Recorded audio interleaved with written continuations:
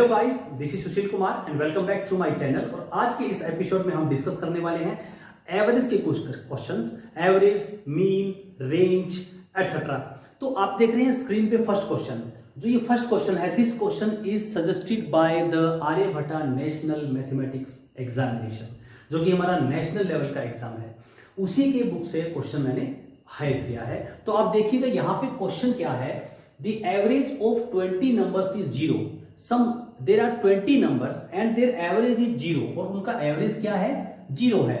Of them, उनमें से at the most how many may be greater than 0, उनमें से ग्रेटर देन 0 कितने हो सकते हैं। यहां पे क्वेश्चन ये भी हो सकता है how many may be less than 0, less than 0 कितने हो सकते हैं, मैक्सिमम पूछ रहा है। I don't know how many, most मतलब ग्रेटेस्ट पूछ रहा है, कितने मैक्सिमम कितने हो सकते हैं आपके पास।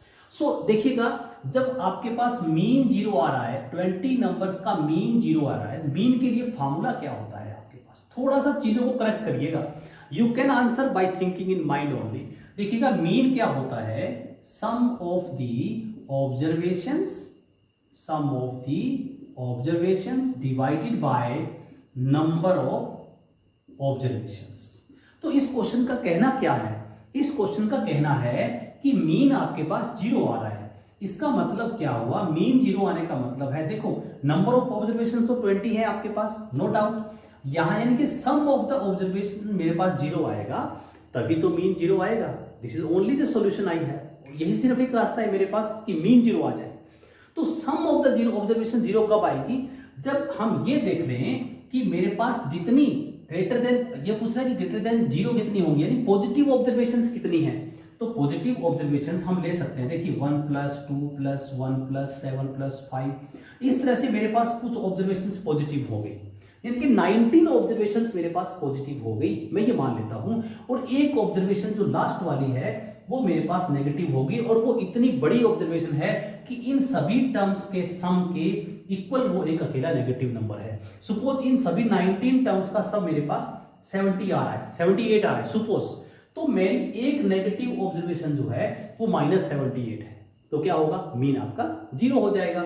Mean sum of the observations आपका 0 हो जाएगा, यानी कि जितना पॉजिटिव टर्म्स का सम आ रहा है उतनी वैल्यू एक नेगेटिव टर्म की है, तो वो सम ऑफ द ऑब्जर्वेशंस 0 हो गया।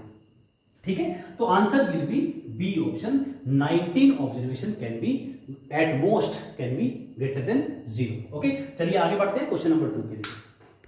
सी क्वेश्चन नंबर 2 क्या है आपके पास, very interesting question. Question number 2, this is not 1, let me update. Okay, so if mean of 5 observation is 6, mean number of observations I have 5 observations का मीन आपके पास 6 आ रहा है। Number of observations are 5 and their mean is 6।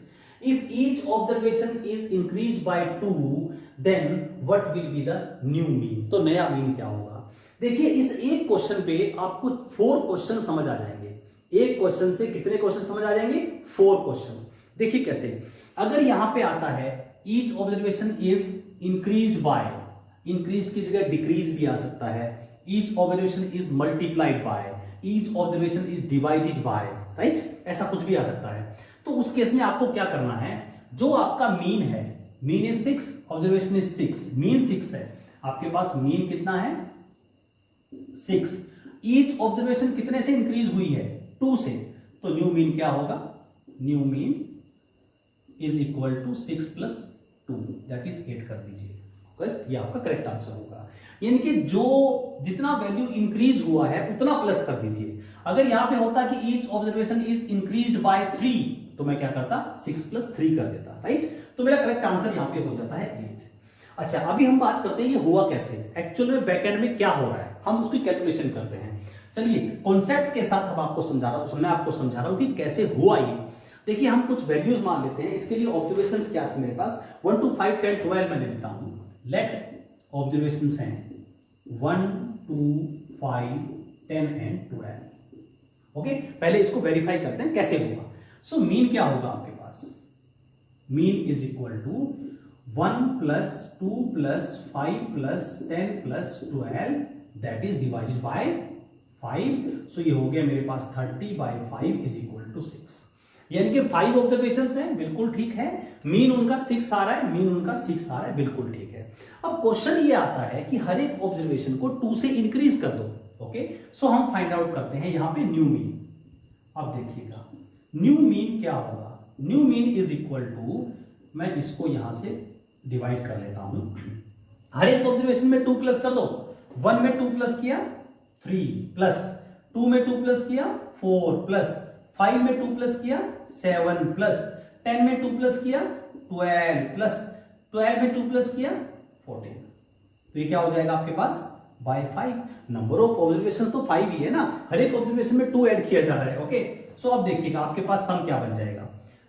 12 plus 7 7 14 14 और 14 28 28 और 12 40 हो गया। 40 बाय 5 दैट इज 8 आ रहा है मेरे पास, राइट। ये आपका आंसर हो गया न्यू मीन। ओके, सो देखिए अब आते हैं हम, कॉन्सेप्ट आपको समझ आ गया। अब हम आते हैं, अगर ये तो इंक्रीज की बात थी तो आपने यहां 2 प्लस कर दिया। अगर मैं कहता कि each observation is decreased bye 2 तो क्या करते आप 6 माइनस 2 कर देते। यानी मीन में से वही वैल्यू प्लस कर दो जो हर एक ऑब्जर्वेशन में माइनस की गई है। अगर आपसे इंक्रीज पूछा है तो मीन में वही वैल्यू ऐड कर दो जो हर एक ऑब्जर्वेशन में ऐड हुई है। अगर आपसे मल्टीप्लिकेशन बोला है तो आप वही उसी नंबर से मीन को मल्टीप्लाई कर दो जिस नंबर से ईच ऑब्जर्वेशन मल्टीप्लाई हुई है। करेक्ट। चलिए आगे बढ़ते हैं क्वेश्चन नंबर 3 के लिए। सी क्वेश्चन नंबर 3 क्या है। Question number 3 very interesting. What is the range of first 9 prime numbers. देखिए यहां पे क्वेश्चन में आपको कोई वैल्यू गिवन नहीं है, राइट। वैल्यू भी आपको सिलेक्ट करनी है और सॉल्यूशन भी आपको ही करना है, पूरा काम आपको दे दिया गया है। तो यहां पे 2 कॉन्सेप्ट आ गए मेरे पास। पहला आपको ये पता होना चाहिए कि रेंज का फॉर्मूला क्या होता है। दूसरा आपको प्राइम नंबर्स की नॉलेज होनी चाहिए। दिस इज 9 प्राइम नंबर्स ना, तो प्राइम नंबर्स की नॉलेज होनी चाहिए। ओके, आपको 2 कॉन्सेप्ट यहां पता होने चाहिए कि पहले 9 प्राइम नंबर्स कौन से हैं मेरे पास, and then you will apply the formula of range. And 4 options आपके पास हैं 17 18 19 21। चलिए देखते हैं कैसे करेंगे। प्राइम नंबर्स, सबसे पहले तो प्राइम नंबर्स को फाइंड करिए। फर्स्ट हम लिखेंगे first 9 prime numbers. First 9 prime numbers को लिखते हैं। First prime number is 2, 1 is neither prime nor composite. ध्यान रखिएगा हमेशा, ठीक है। अगर आपने मेरा प्राइम और कंपोजिट का वीडियो नहीं देखा है तो इसी वीडियो के डिस्क्रिप्शन बॉक्स में लिंक मिल जाएगा आपको, उस वीडियो को देख लीजिएगा। What are the prime numbers and what are the composite numbers, right. So 2 and 3 then 5 then 7 then after 11 then after 13 then after 17 and then 19 कितना हो गया देखिएगा 1 2 3 4 5 6 7 8 हुआ है अभी तक। 1 मोर यानी कि 23। ये हो गए हमारे पास फर्स्ट 9 प्राइम नंबर्स। पहले 9 प्राइम नंबर आपके पास हो गए। अब प्राइम नंबर की डेफिनेशन आपके पास होती है a number that have only 2 factors 1 and number itself, जिसके सिर्फ 2 फैक्टर्स होते हैं, राइट। सो प्राइम नंबर्स हो गए जो अपने सिवा किसी से डिवाइड नहीं होते, अपने और 1 के सिवा। खैर 1 से तो हर नंबर डिवाइड होता है, राइट। सो अब उसके बाद आप रेंज का फॉर्मूला क्या होता है। अब मैं लिखता हूं रेंज का फॉर्मूला क्या है। Range is equal to highest observation minus lowest observation. तो हाईएस्ट ऑब्जर्वेशन क्या है, that is 23 and this is lowest observation. So 23 minus 2 that is 21 आपके पास आंसर आ जाएगा। 21 mean D option is correct option. Okay, तो यहां पे इस तरह से देखिए एक ही कॉन्सेप्ट में 2 बातें समझ पूछ ली जाती है, तो नंबर सिस्टम का कॉन्सेप्ट आपको क्लियर होना चाहिए। ओके, चलिए आगे बढ़ते हैं क्वेश्चन नंबर 4 के लिए। सी नेक्स्ट क्वेश्चन नंबर 4 आपके पास क्या है। The average of the 2 digit number which remains the same when the digits are interchanged. यानी कि इज क्या रहेगा, आपको ऑप्शंस आपको गिवन है। सो ये कह रहा है कि उन सभी नंबर्स का एवरेज 2 डिजिट नंबर चाहिए जिनको इंटरचेंज करने के बाद उनके जो वैल्यू है वो सेम रहती है। तो वो क्या होंगे, देखिए एवरेज निकालते हैं डायरेक्ट। एवरेज यानी कि मीन निकालते हैं डायरेक्ट, एक ही बात है। देखिएगा सबसे पहले नंबर 11 है, जिसके अगर डिजिट आप इंटरचेंज कर दो तो वो 11 ही रहता है। सिमिलरली आप समझ गए 22 then 33 then 44 then 55 then 66 then 77, then 88, then 99। ये सब नंबर्स हैं जिनको अगर आप मीन निकालेंगे, यही क्वेश्चन में बोला गया इनका मीन आपको फाइंड आउट करना है, ऑप्शंस आपको गिवन है। सो 11 से लेके 99 तक आपके नंबर्स बनेंगे। कितने नंबर्स होंगे? 1 2 3 4 5 6 7 8 9 हो गए। 9 से डिवाइड कर दीजिए, एवरेज आ जाएगा, यानी कि मीन आ जाएगा, अरिथमेटिक मीन इसको बोलते हैं, राइट। अब यहाँ पे एडिशन में थोड़ा सा ट्रिक लगाइएगा। कैसे कि 99 में प्लस करिएगा दोस्तों 11। 99 में जब 11 प्लस करेंगे तो आपके पास 110 बन जाएगा, राइट। सिमिलरली 88 में जब 22 प्लस करेंगे तो 110 बन जाएगा। सिमिलरली 77 में जब 33 प्लस करेंगे तो 110 बन जाएगा, क्लियर। सिमिलरली 66 में जब 44 प्लस करेंगे तो 110 बन जाएगा, राइट। सो आपके पास क्या क्वेश्चन बन गया? 110 प्लस 110 प्लस 110 प्लस 110 प्लस आपके पास 55 अकेला रह गया, इसको यहां लिख लीजिएगा बाय 9। आप क्विकली सोल्व कर पाएंगे, मैं आपको एक्सप्लेन कर रहा हूं तो थोड़ा टाइम लग रहा है, ओके। सो देखिएगा 100 100 200 300 440, ये हो गया 440 प्लस 55 बाय 9। देखिए कितना इजी हो गया इतना बड़ा एडिशन करना, ठीक है। सो यहां पे हो जाएगा 495 डिवाइड बाय 9। आप इसको करेंगे 9 1 जा 9 5 जा 45, राइट, एंड 4 5 9 5 जा 45। 55 is my correct answer. So option क्या रहेगा मेरे पास? B is correct answer. चलिए आगे बढ़ते हैं क्वेश्चन नंबर 5 के लिए। सी क्वेश्चन नंबर 5 क्या है आपके पास? The average of a non zero number and its square. एक नॉन जीरो नंबर है आपके पास एंड उसका स्क्वायर, उन दोनों का अगर आप मीन फाइंड आउट करते हैं तो आपके पास क्या आता है? Is 5 times the number. 5 time है वो उस नंबर का। यानी कि कहानी क्या है देखिए, let number is equal to x, right. Then non zero number and its square of the number, then square of number आपके पास क्या रहेगा? X square.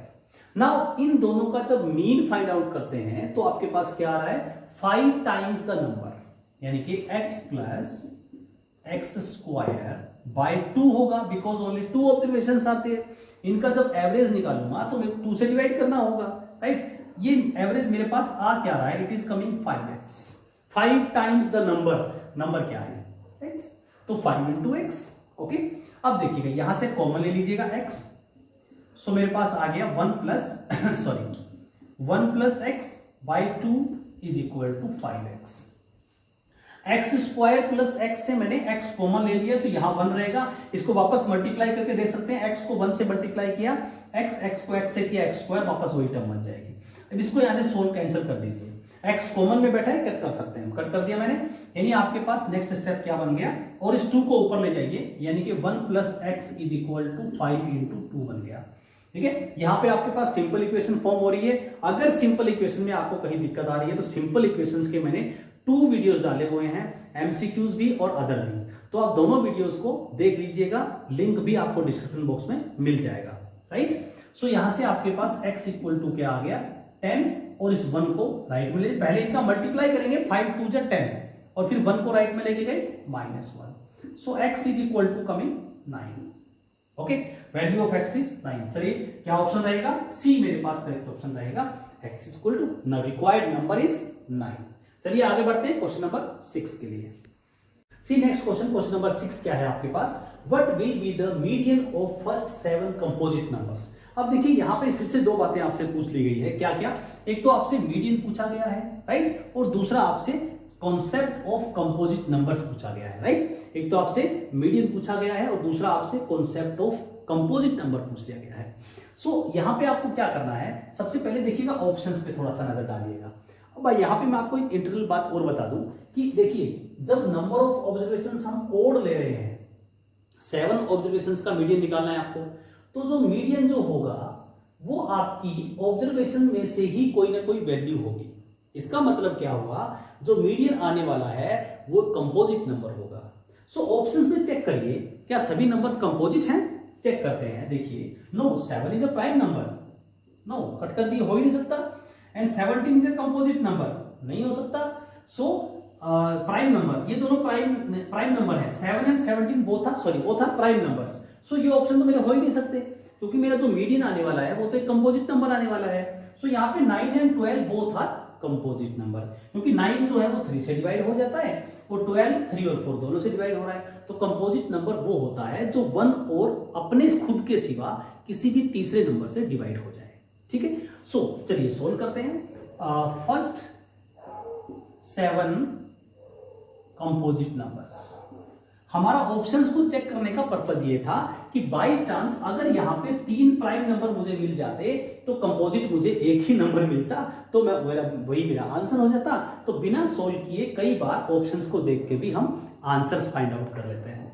7 कंपोजिट नंबर्स लिखते हैं। चलिए, फर्स्ट कंपोजिट नंबर क्या है मेरे पास, 4 होता है, उसके बाद 6 है, 6 and then 8 then 9 and then after 10 11 आपके पास प्राइम हो जाता है, देन 12 13 फिर प्राइम हो गया, देन 14। देखिए कितने नंबर हो गए मेरे पास, 3 3 6 1 7। ओके, 7 हो गए। अब देखिएगा, अब जब ओड नंबर ऑफ ऑब्जर्वेशंस हो या इवन नंबर ऑफ ऑब्जर्वेशंस हो तो मीडियन के शॉर्टकट तरीके हैं, वो मैंने अपनी एक्सप्लेनेशन की वीडियो में भी सिखा रखे हैं, देख लीजिएगा। थोड़ा सा यहां भी बात कर लेते हैं। तो जब ऑब्जर्वेशंस में मीडियन निकालना हो तो उनको पहले असेंडिंग ऑर्डर में लिखो, and they are already in ascending order, या फिर आप डिसेंडिंग ऑर्डर में लिखो, किसी भी एक ऑर्डर में लिख लीजिए। So they are already in ascending order. क्या करना है, उसके बाद कट कर दीजिएगा, एक लेफ्ट से एक राइट से, फिर एक लेफ्ट से फिर एक राइट से, फिर एक लेफ्ट से फिर एक राइट से। बीच में जो आपके पास वैल्यू बच गई that is median, that is median. अगर यहां पे इवन नंबर ऑफ ऑब्जर्वेशंस होती तो बीच में आपके पास 2 वैल्यू बचेगी सेंटर में, उन दोनों को प्लस करो, 2 से डिवाइड करो तो मीडियन आ जाएगा।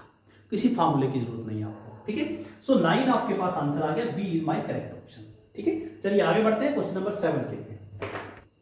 सी question number 7 in front of you, बहुत ही कॉमन सा क्वेश्चन है वैसे, लेकिन बहुत आपको क्लास 10th की बुक में मिल जाएगा, लेकिन कॉम्पिटिटिव एग्जाम में ये क्वेश्चन आगे रहता है। देखिए क्या है, the mean of 6 numbers is 23, यानी कि 6 ऑब्जर्वेशंस हैं आपके पास, उनका मीन आपके पास है 23, right. See if one of the number is excluded, अब कहता है कि जो ऑब्जर्वेशंस थी उनमें से एक नंबर को बाहर निकाल दिया गया, right. If the mean of remaining numbers is 20, अब 6 ऑब्जर्वेशंस थी पहले, इसका मतलब एक नंबर निकाल दिया तो 5 नंबर्स रह गए। 5 नंबर्स का मीन आपके पास क्या है, 20 है। तो आपको बताइए कि कौन सा ऑब्जर्वेशन जो है, कौन सी नंबर जो है वो एक्सक्लूड किया गया, यानी बाहर निकाल दिया गया। सो देखिएगा, मीन का फार्मूला आपको क्या कहता है, मीन का फार्मूला आपको क्या कहता है, sum of the observation by number of the observation, right. इसके बाद अगर यहां पे आप 1 पुट करके क्रॉस मल्टीप्लाई कर देते हैं तो सम को 1 से मल्टीप्लाई होता है, यानी कि सम इज इक्वल टू हो जाता है मीन इनटू नंबर्स। जितने नंबर्स हैं उनको मल्टीप्लाई कर दो मीन के साथ तो सम ऑफ ऑब्जर्वेशंस आ जाता है, राइट। सो केस 1 में हम क्या कर रहे हैं, sum of observations. Sum of observations आपके पास आ जाएगा कैसे, जब आप मीन को मल्टीप्लाई कर लूंगा मैं किससे, मेरे नंबर ऑफ ऑब्जर्वेशंस से, तो आपके पास टोटल सम ऑफ ऑब्जर्वेशंस आ जाता है। 6 3 जा 18, 8 6 2 जा 12 और 1 13, यानी कि जब पहले 6 ऑब्जर्वेशंस थी जिनका मीन 23 था तो उन ऑब्जर्वेशंस का सम आपके पास 138 आना है। ओके, अब उसने क्या किया, एक ऑब्जर्वेशंस को निकाल दिया तो रिमेनिंग क्या बच गई, 5 ऑब्जर्वेशंस। नाउ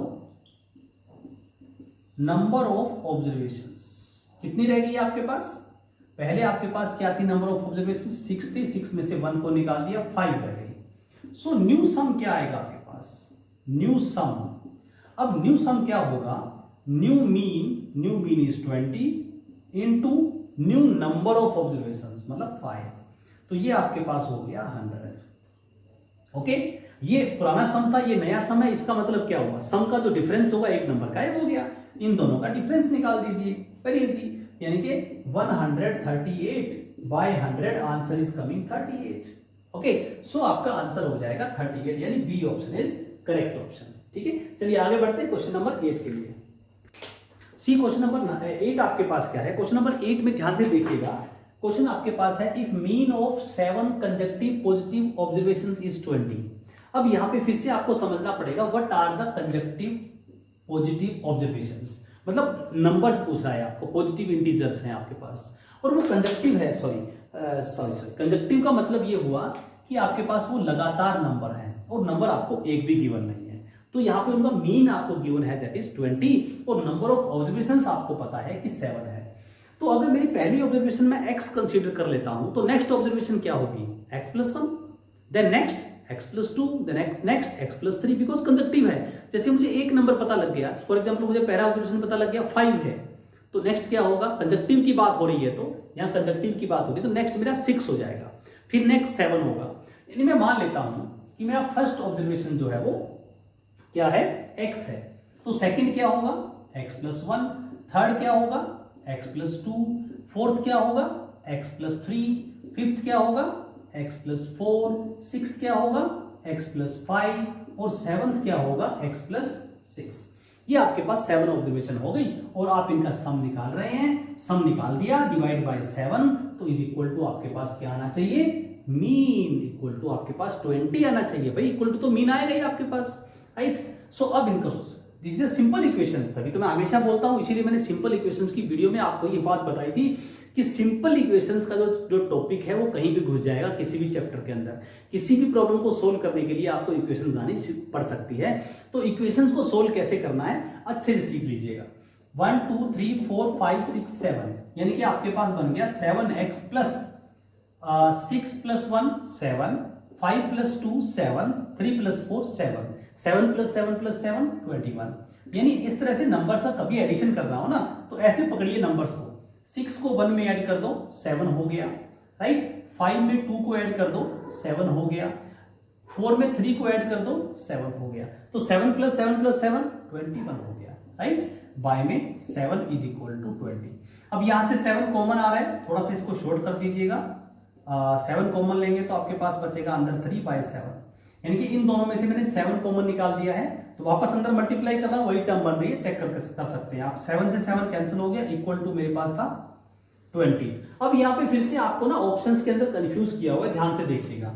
यानी आपके पास आ गया x+3 is equal to 20, so x is equal to आ गया 20 minus 3, so x is equal to आपके पास आ गया 17।